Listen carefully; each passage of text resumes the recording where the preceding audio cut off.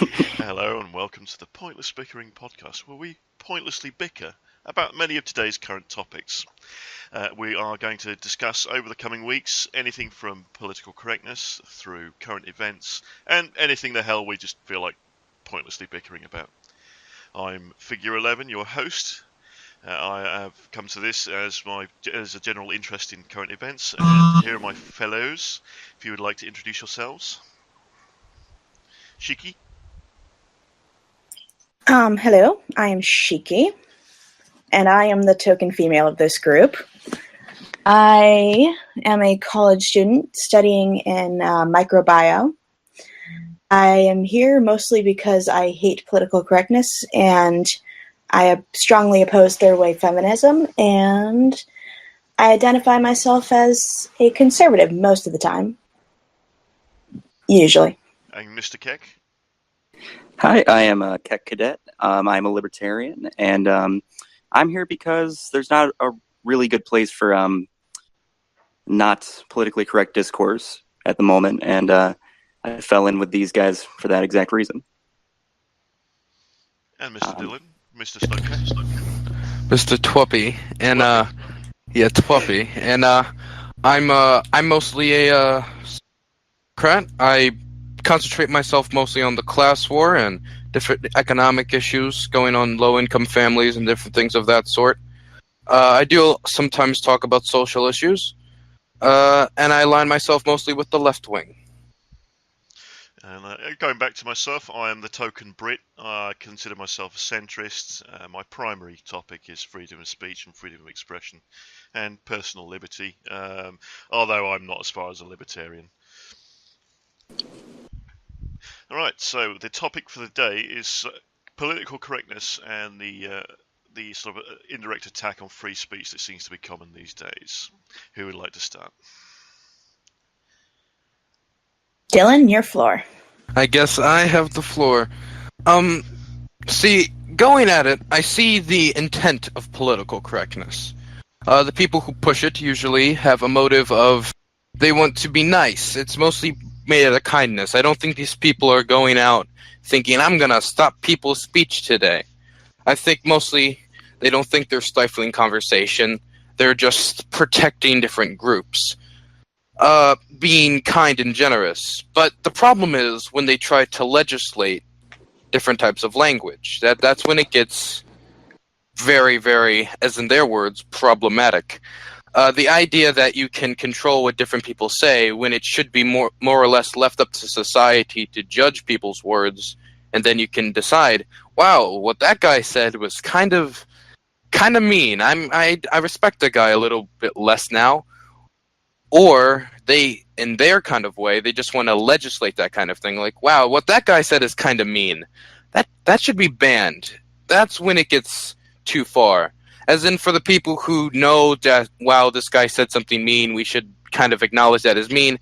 That's different to me. That's just being a society looking at what people say and judging it accordingly. Sort of a road. It's when legislation when it goes too far. The road to hell is paved with good intentions and all that. You know, yeah. I mean, I agree with you. I do think most of these, you know, I don't know, what's the pejorative term? SJW. You know, they have kind intentions to prevent insults. But yeah, again, well, I think when it becomes authoritarian and legislated, that's where they really cross the line. Well, I think they overlook the fact that society will regulate itself. People will decide what is okay to say and what is not. You don't need to put that kind of thing into law. I think that they have this kind of view that if they don't put it into law, they can't regulate society the way they want to, even though it has done and will continue to do so for basically as long as humanity does and will continue to exist. We're social creatures. We're going to have a standard, so to speak, based on different geographical associations, but it's all generally going to be the same-ish. So they don't really need to put this kind of thing into legislation. So, Mm. Take it up. Yeah. See, I agree with you that in terms of creating laws based on political correctness, that is completely wrong. But I think that what is even more concerning is the amount of vigilante justice which is coming out of this with Antifa and a lot of protesters thinking that just because somebody is bullying you, you can respond with violence. And that's a really big issue, in my opinion, which hasn't been brought up yet. Or the fact that they can go and ruin your life because of it. Oh, yeah, with doxing and everything, for sure. Yeah, it goes beyond just what they're legislating. I think that PC culture is really toxic in terms of what people are allowed to even say. It's abridging free speech. Okay. I'm sorry, you cut out. For no reason or anything, but I could just say, hey, he did this to me. He sexually harassed me, and then I could completely ruin his life forever. I don't think that's particularly fair. Even worse, with everybody labeling people Nazis when they don't agree with them. That just opens up the door for anything at all in terms of what people choose to do in terms of vigilante violence. Yeah, the real irony with all this sort of stuff is that they complain about the right wing having an authoritarian streak, where they're just basically using the same tactics as the right used to, intimidation, violence, speech control, thought control. It's quite problematic. Of course. Are we triggered? Well, yeah. Well, they use their own form of, quote unquote lynch mobs. They do, and the thing is, they usually call themselves liberal, but what they're pushing isn't liberal at all. While, one example is, you guys know who Millennial Woes is, of course. Millennial Woes. That he has disgusting views. I disagree with basically everything he says. Don't like him at all. A reporter doxed him.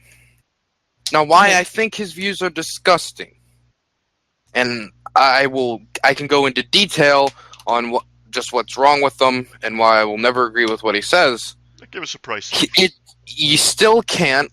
You just can't just attack people except for their ideas. You can't just start going in trying to dox them and different things. It's just not going to work. No, people who wish to remain anonymous should be kept anonymous. Not only that, but then it just grows sympathy for the person with the disgusting views. The other thing is that the doxing and attacking people like that, it's exactly the same as the old tarring and feathering, It's the same thing. It's the modern equivalent of tarring and feathering. It's just attacking someone rather than actually addressing their argument. We live in a democracy, and the most important thing in a democracy is discourse, talking to each other. Pointless bickering, so to speak. Yeah, well, exactly. Well, that's the sorry, figure, but that's the true. Oh yeah, that's the true irony of this. Is one of the strongest pillars of the left is academia, who, in theory, would be all for discourse and open discussion. But it seems like these institutions are really backing Antifa and a lot of these vigilante justice organizations. It's really anti-intellectual if you think about it, and it's that irony that it just doesn't sit well with me. I forget the lady's name, but wasn't there a professor that demanded the students drag off the press? I remember. There was this reporter that went into this. It was some sort of African American group protest of some sort, and a reporter went in, and they didn't like that there was a reporter. According to the thing. Now, the first thing for me is if you're fighting for a cause, the press coming to see what you're doing is one of the best things you can get. A camera on your movement means more publicity for your movement, which then means more people hear about your cause. So them trying to get rid of the media, that was the first stupid decision they made.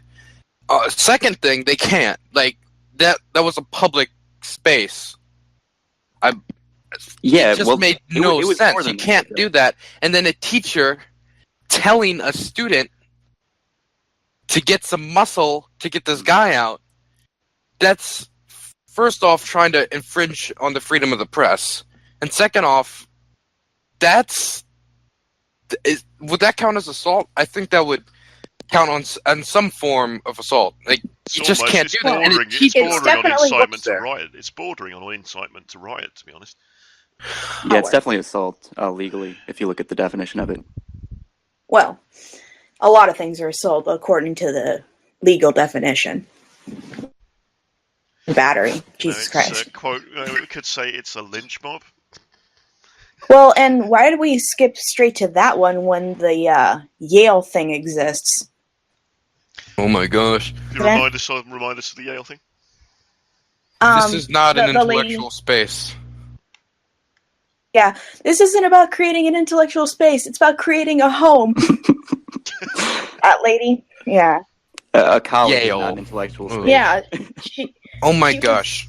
She said that while she was standing in Yale University, one of the best, it's supposed to be one of the best colleges here in America. And you're just sitting there. Yeah. It's not about creating an intellectual space, you guys. The most disgusting one for me.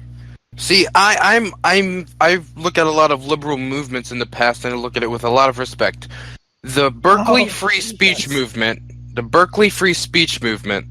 was a great success for liberals in the 1960s.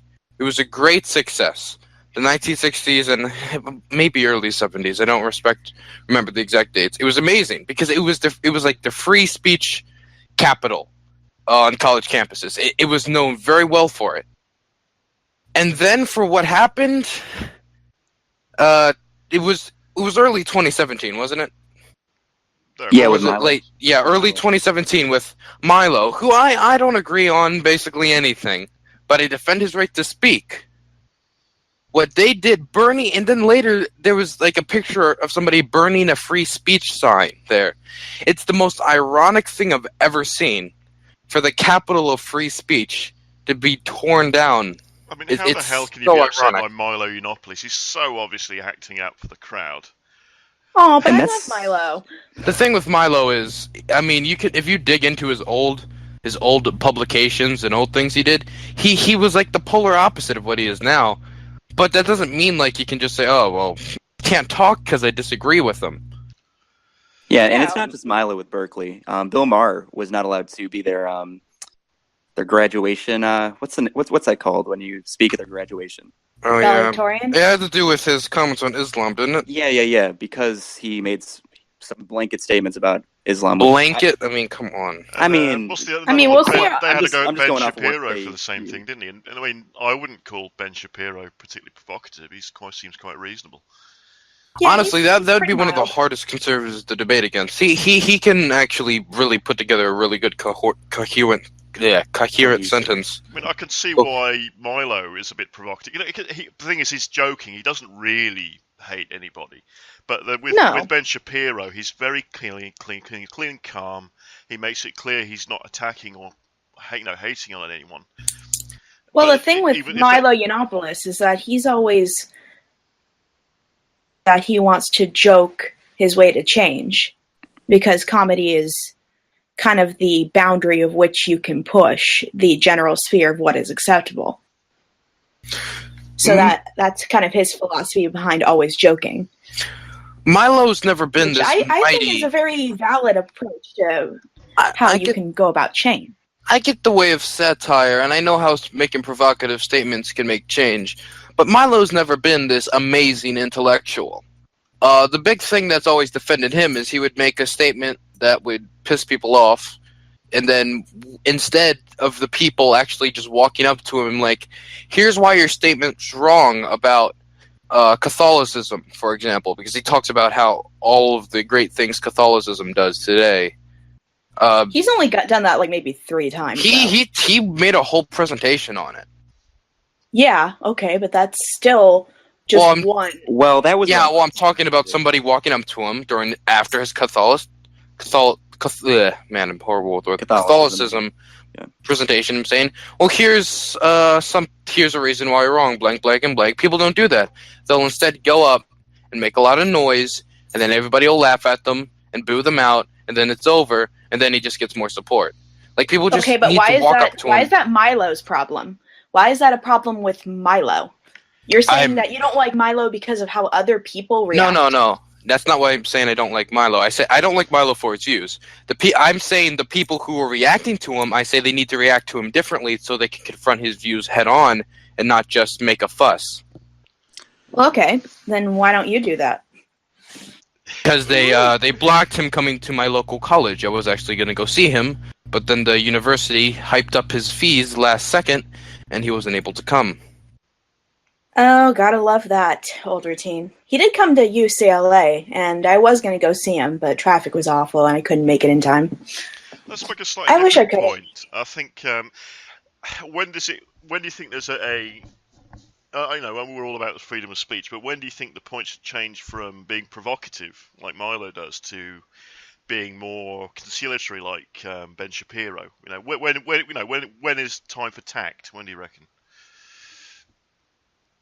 If you get what I mean.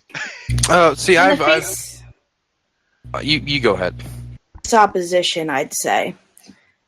And if you're just making broad speech like Milo does in the face of many different people of many different backgrounds that come to his speeches, he has the right to say whatever the hell he wants in whatever manner he pleases. But let's say he was in a formal debate with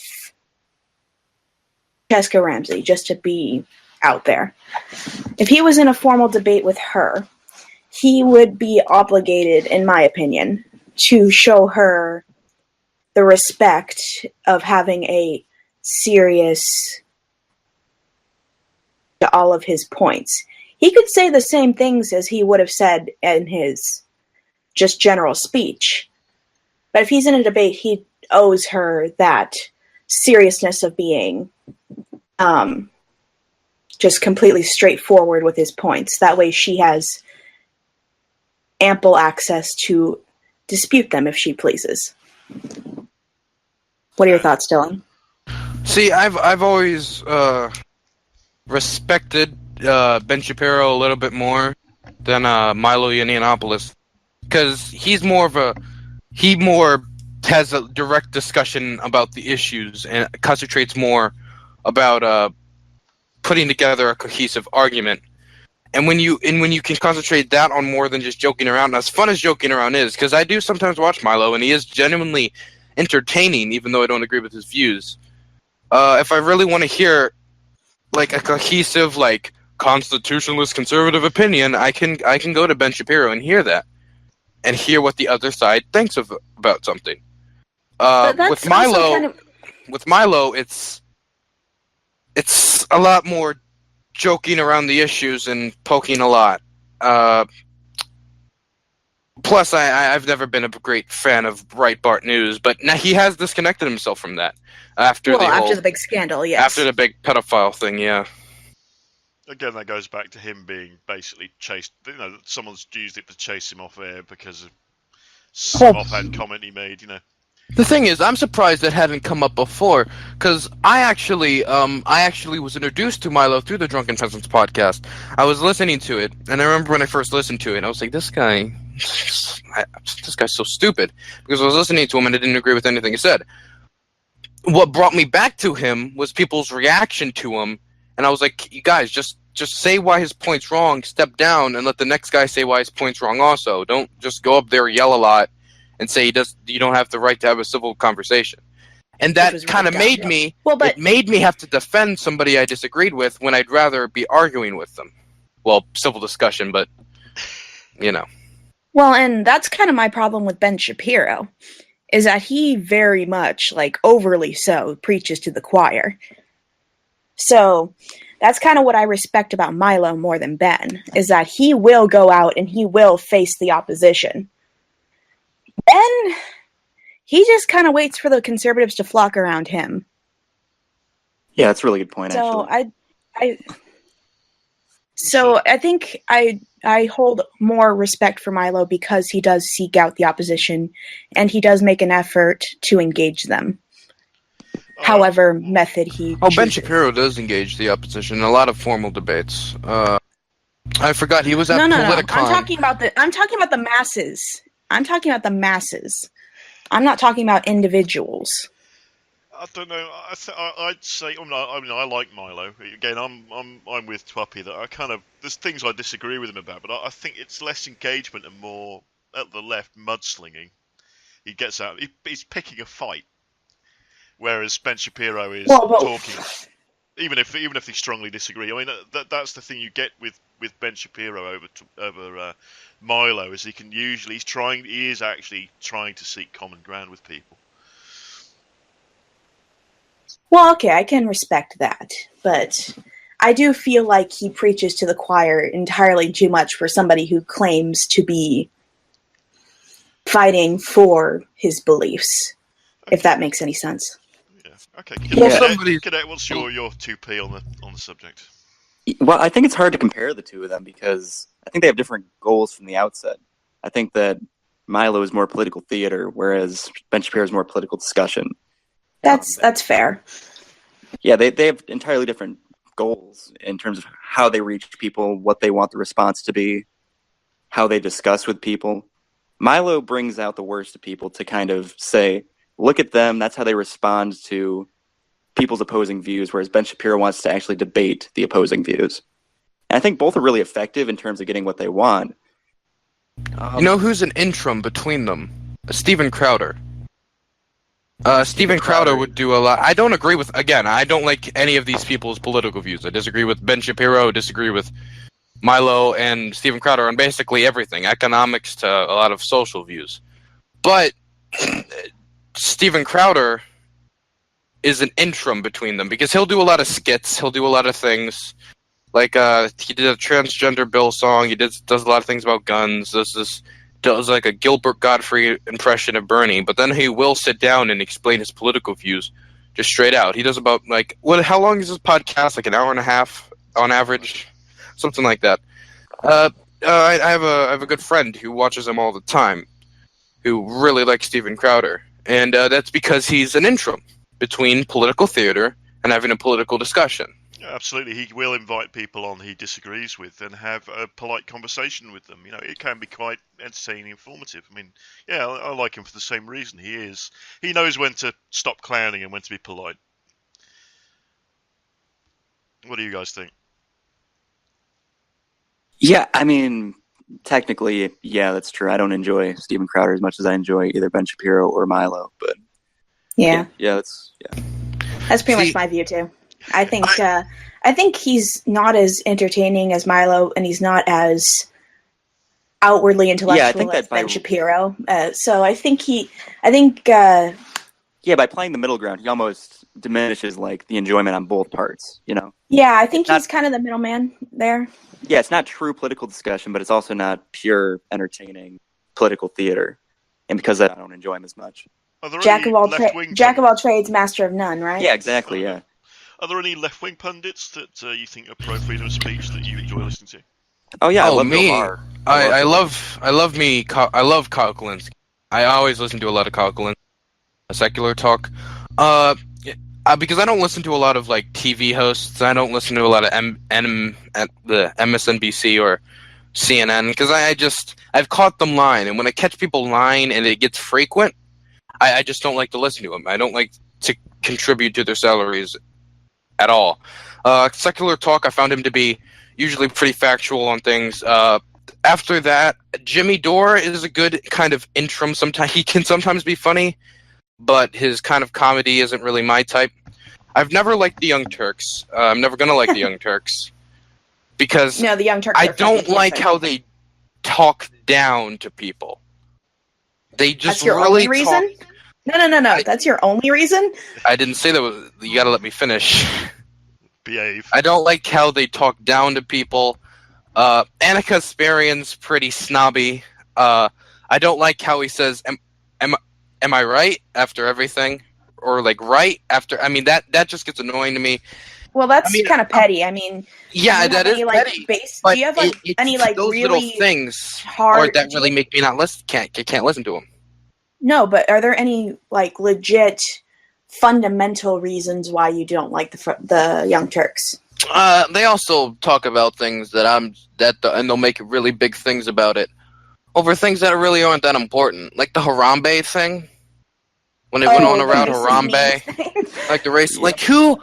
For me, it's like all that does is distracts from the real issues that we need to talk about.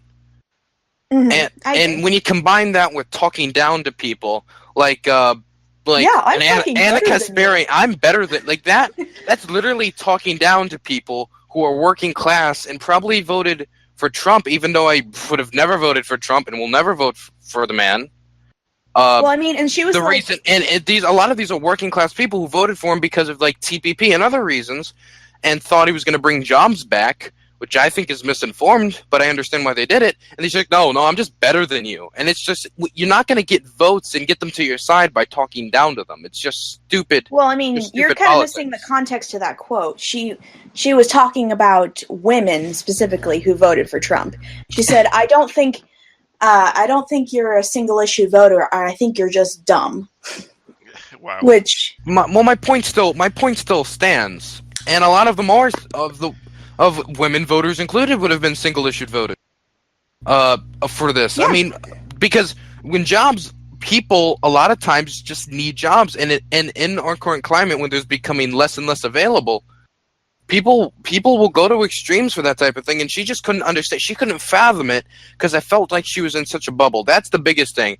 Like I'll hear like political pundits like, "I know how hard it is for the people making under $90,000 a year," and I'm just sitting there like, "That's how bad you think it is?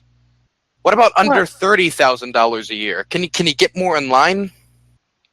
Well, Anna, she doesn't understand lower class people. She understands, the blacks, the Mexicans, those fucking Trump voters. Oh yeah, she's a armchair liberal for sure. I mean, of course, she is looking down her nose at everybody here. When you say liberal, what do you mean? I mean a we're liberal. Talking it's what used to have been called a sort of I would call it a champagne socialist. There we go. That's what I'm not even. I consider my centrist, but I think I'm not talking about your man on the street type liberal, who just wants a bit of social welfare and all this sort of stuff. Someone who is obnoxiously wealthy but likes the trappings of being liberal. I think they're the source of this major problem on the left. I think the term champagne socialist more applies to Europe because I don't think the left-wing parties are left enough to be really called champagne socialists. I strongly disagree could you call Hillary Clinton a champagne socialist? Absolutely. Hillary Clinton's a bad example because she goes where her coaches tell her to. She doesn't have. I mean, she was defeated on single-payer healthcare and dropped that thing quick. But I think we're really getting off of the topic. Yeah, we're on political correctness. We should probably stop this. But like the left wing, the thing is... Yeah, back to the point I'm making. I mean, I use the term champagne socialist, but I'll qualify that term here to mean a wealthy person who is taking on the mantle of quote-unquote liberalism to seem moral. It seems to almost that they feel guilty about being rich, so they have to double down on it. Shia LaBeouf. Yeah. Bro. All right. So back on political correctness. Well, we were talking about TV hosts and like pundits. I haven't.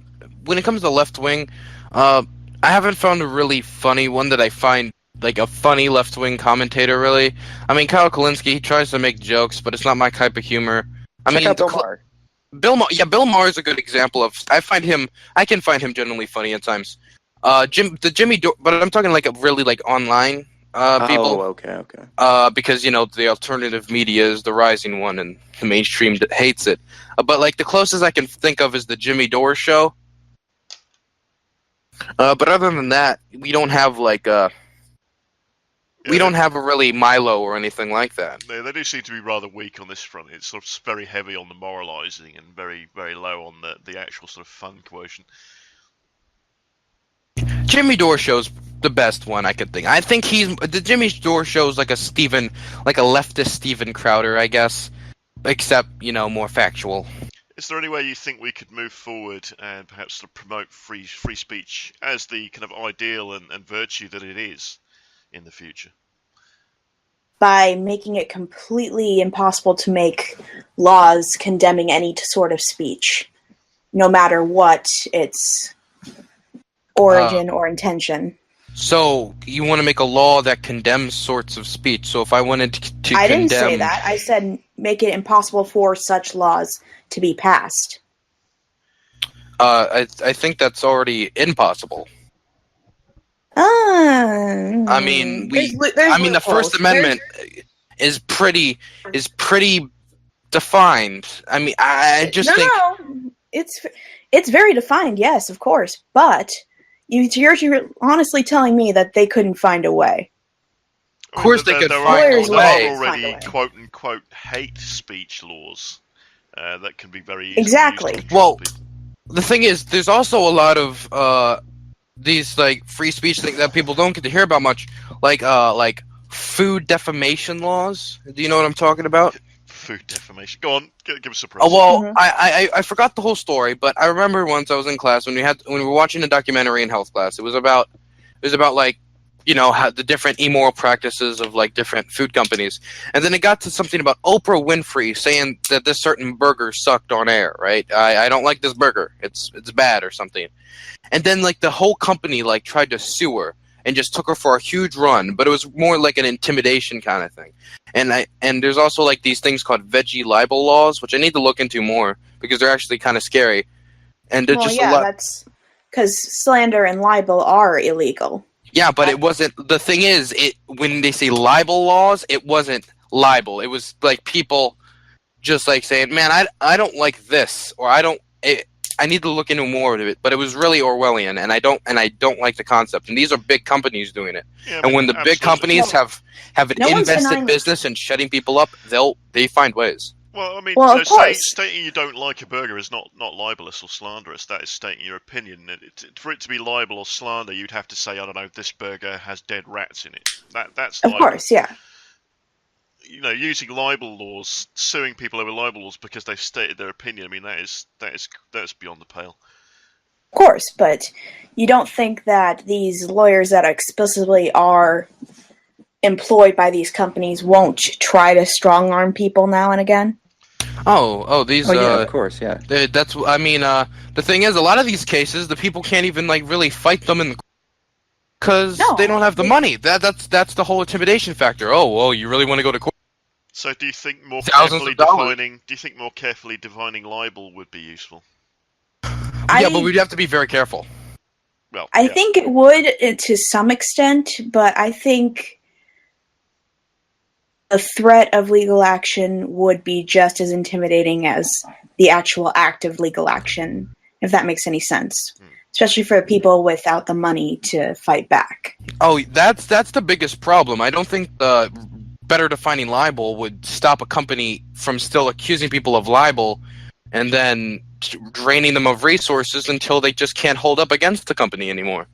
Well, yeah, because there are very, very deep issues with our legal system, but that kind of thing can happen in the first place. Oh, God, you want to see the libel law in the United Kingdom? Yeah, I heard it's much worse in the UK. Oh, God, it's very, very easy to see something for libel over here. Okay, I just looked up veggie libel laws. Go on. Food libel laws, also known as food disparagement laws, and formerly as veggie libel laws, are laws passed in 13 U.S. states that make it easier for food producers to sue their critics for libel. I'd have to see a case. The Oprah trial is the biggest one. Talk show host Oprah Winfrey was creating a lynch mob mentality among members of her to produce a scary story about the safety of beef, according to attorneys for a group of Texas cattle producers suing Oprah Winfrey over a 1995 episode of her show. What did she actually say? So wait. Yeah, it was something truthful. It was like I'm not gonna buy from these people again, and it's because she got she shared her opinion. The crowd got angry because of something stupid the company did. It was no, but you're saying that she said I don't like this burger. It was like, yeah, she what said, did I'm not she gonna, actually say? it was like, I'm trying to remember what she said. It was something along the lines of, I don't like this burger, or I'm not going to buy this burger, or something like that. No, that's obviously not what they're accusing her of libel for. So Yeah, they're but probably that's the accusing lynch her of mob libel mentality. for what she said about the burger. Like, did she say, oh, they claimed 100% beef, but it's actually 20% pork? Or, because that's all, they're not She said like something along the lines of, I'm not going to buy this burger, because she brought up some things about what the burger company was about, or it was like, or the beef producers. Yeah. And then she said, I'm not going to buy them. And then the audience like clapped and was like, yeah. And then they were like, oh, she created a lynch mob mentality. You're missing the point. Yeah, I mean, if she was actually making factual statements of the company saying that they do this, do that, that is libelous, potentially. If she just simply on air said... No, she wasn't lying. Yeah, but again... If you're making a statement about somebody, you have to prove it. I mean, that's the thing. She can't just state it with no proof. Yeah, if she'd actually said, there was proof. I prefer Burger King to McDonald's. I don't. Yeah, think they couldn't go after her for that. Good. There's no way they could go after her for that. No, trust me. You're trying to she spin lost. It like she won the lawsuit. Hey, no, you're saying that she's trying to spin like you. You were trying to spin it and like to say that they sued her because she said, I don't like this burger. But it sounds more like they sued her because of the thing she said before about like, oh, they do this with the beef or whatever. I don't know what you're talking about since you haven't shared, but what she's actually saying. It sounds what I'm talking about is it says right here that they accused her of creating a lynch mob mentality. So they didn't even confront the idea that what she says when it is factual. They were angry that she made people angry at the company and made a quote-unquote lynch mob mentality. Oh, right, okay, I got you. Yeah, so it's a separate issue, the fact that she spread her opinion, that they were upset about. Well, I think it's more of the fact that they're mad that she used scare tactics, so to speak. Well, I mean, like me saying, hey, If a company did something shitty with beef and I said, wow, they did something shitty with beef, I'm not buying from them. Wow, that's real libel right there. I just don't... It didn't hold up in court. She actually won the case. But they kept on going with it because they wanted to kind of make a point to her and to other people, like, don't screw with us. Well, obviously, but more generally, that's an interesting angle on freedom of speech, on, overuse of libel to, well, I said, sue people into silence. I mean, these people... People usually, when they're talking about freedom of speech, is like these SJWs. But a lot of these corporations that produce beef, I mean, this is just one example, like veggie libel laws, will do this to try to shut up their critics. And that's a big threat to freedom of speech and freedom of the press as well. I think the way we can get around this is that we should stay poor, then we're basically immune. Exactly. Perfect strategy right there. You guys remember the big Fine Bros fiasco a year or so ago? Oh yeah, the reaction videos. Yeah, that's kind of similar, same vein. They were off of YouTube for infringing on the copyright they didn't have yet, and it was like a common use word that they were trying to copyright. I mean, should companies be able to do that? I think should be the topic here right now. Right, so you're meaning copywriting common words? Right. Like that one company that owns Candy Crush. They tried to copyright the word saga, I believe, right? Oh, that was it. Yeah, they sued the company that made Banner Saga, didn't they? Even though Banner Saga is considerably older. Should companies be able to do that? Oh, that was another one. EA tried to copyright Ghost. Yeah, I mean that's an interest that hadn't actually occurred to me as being a free speech issue, an expression issue. That's quite a good one. Well, yeah, and I've never heard people talk about it, and I always thought it was a really big issue too. Because even if these SJWs finally realize, fine, just let society deal when it comes to types of language and let language progress naturally. Even if they let that happen, that's not going to fix these different cases of corporations just silencing their competition and their critics. This is a totally different issue, and I think this is even a really big threat too, because there's even more money behind this, because these are huge corporations trying to shut up anybody trying to go against them.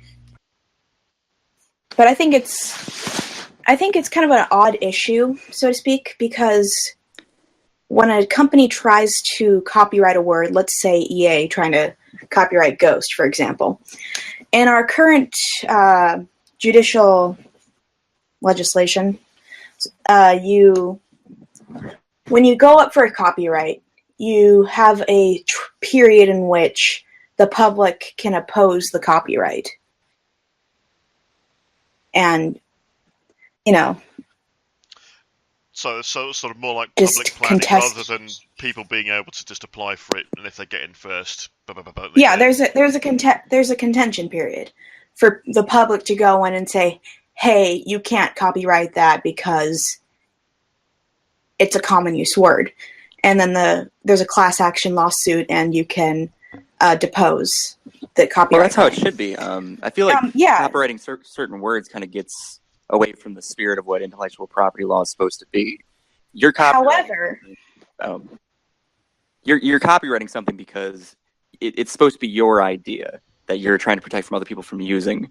But when you use something that's so broad as Ghost or Saga, that's not really your idea anymore. That's something that existed before you even had an idea. And you're trying to own it yourself. And that kind of gets away from what...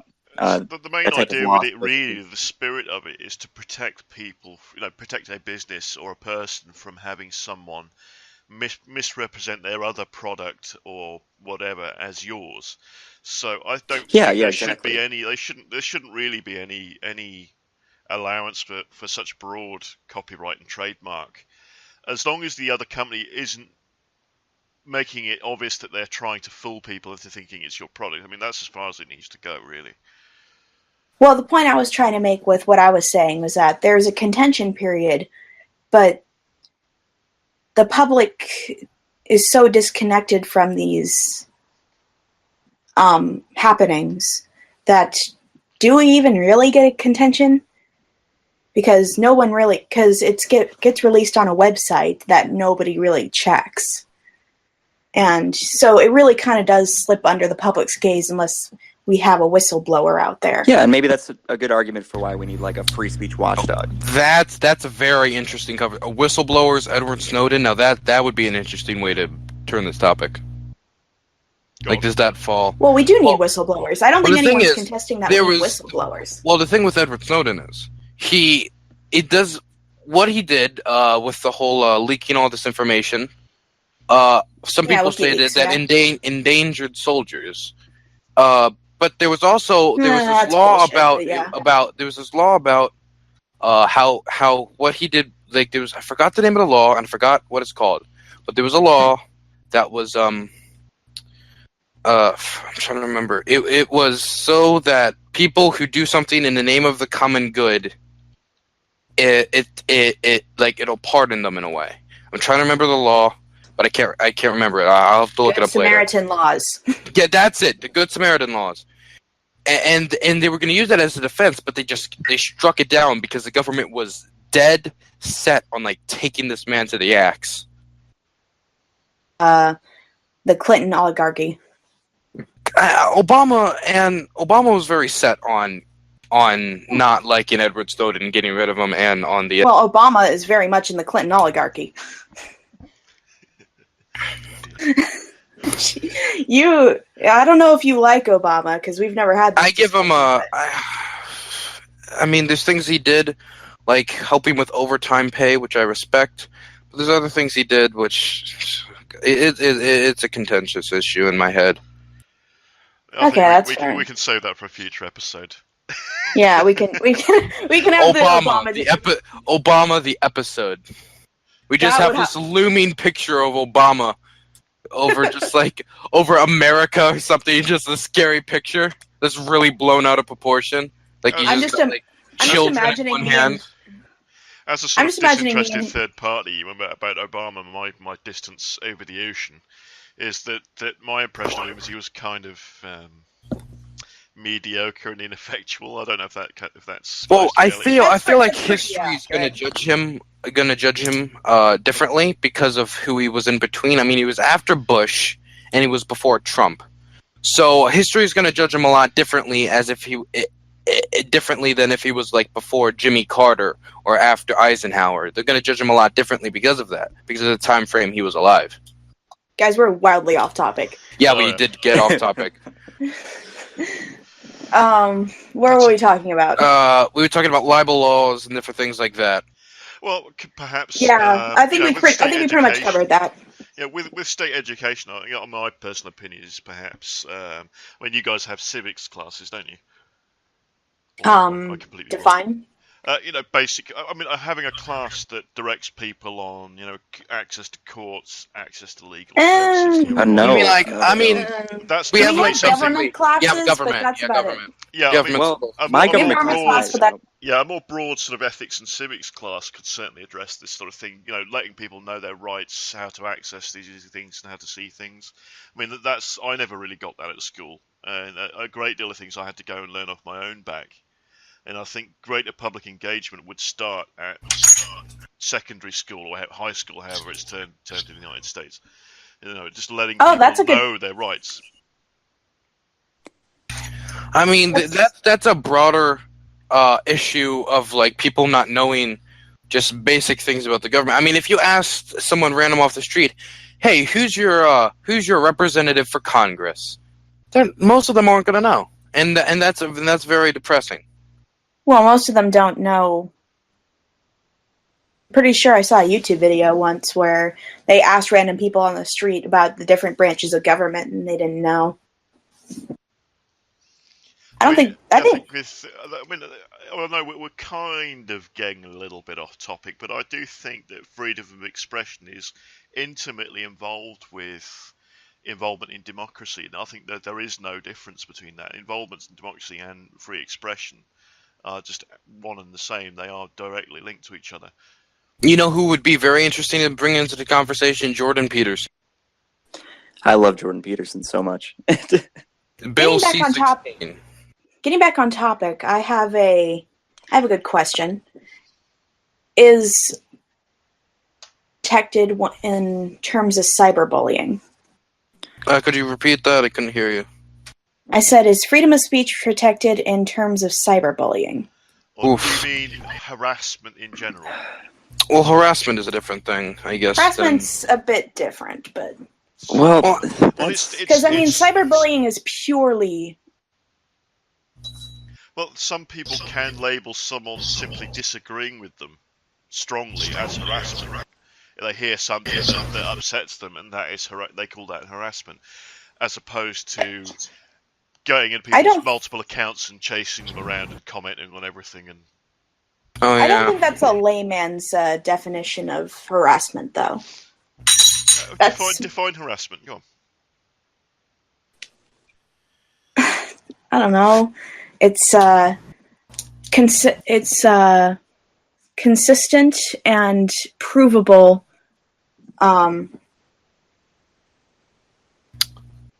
Aggressive pressure or intimidation. Aggressive behavior or intimidation.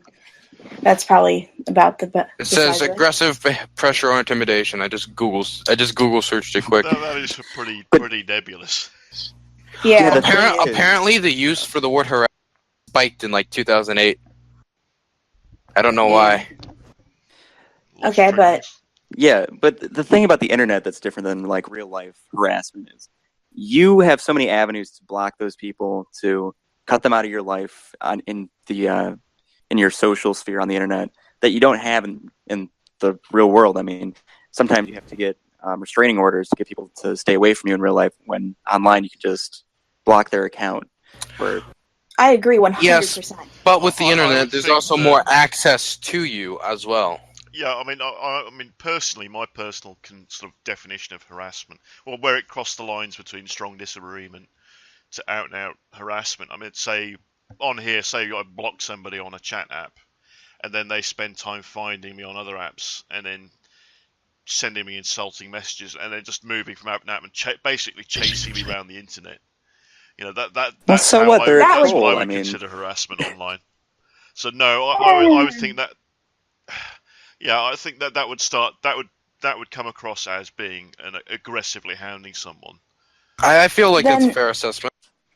Okay, but then how would you punish such behavior or rehabilitate such behavior? What would be an acceptable way to deal with that? I mean, in the internet age, court orders can restrict people from internet access. I think the kind of person that would do that is not likely to harass someone in real life. But imagine taking their internet connection from them for say 6 months. Oh yeah, doing that kind of thing. I feel like if you took it away for a little bit, something like that, they're not really gonna repeat the action, because most of that kind of stuff is maybe for a quick laugh, because most of these, or they just very, very much disagree with somebody or do not like them. But we also need to make sure that calling somebody an insult isn't the same thing as harassment. Because if I call, let's say I say, George Bush, you were an idiot. And then, that's just harassment. That's different than harassment. That would fall under free speech guidelines. Well, you guys are overlooking the fact that your beloved Obama declared internet a human right during his presidency. So that would be difficult to take somebody's internet away from them now. But freedom of movement is a human right, and we still chuck people in prison. Good point. That's very true, actually. There is that in the more general thing of rights. I mean, there is where rights end and society begins. That's the tricky bit. He declared it a human right, and the UN report declared internet access a human right, and I think 2011. Part due to Obama's influence. That's news to me. It's kind of a complicated. This is old news. It says UN report declares internet access a human right, but I'm looking it up and looking at the dates of the articles.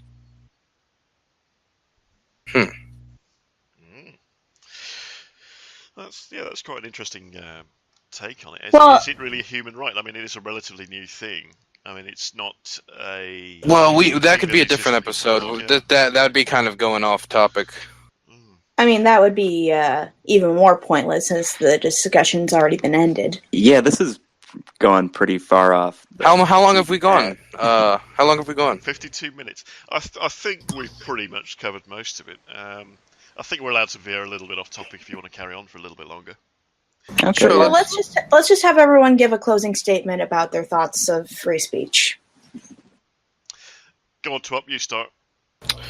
Free speech should be left to the people to decide morally what people should and shouldn't say, but they should not put it in legislation. For if you give the government the right to control what words are appropriate and not appropriate, then you give a government way too much power in the control of people's personal lives when it comes to that. This is different than yelling fire in a theater, for instance, because that endangers the lives of others.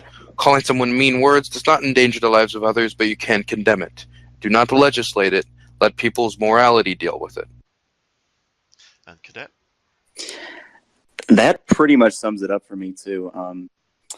Yeah, we should not allow the governments to legislate what we can or cannot say. We should make sure that people aren't allowed to abridge those rights via violence. And yeah, that's essentially that's it for me. Yeah. And Shiki? Free speech should be absolutely free.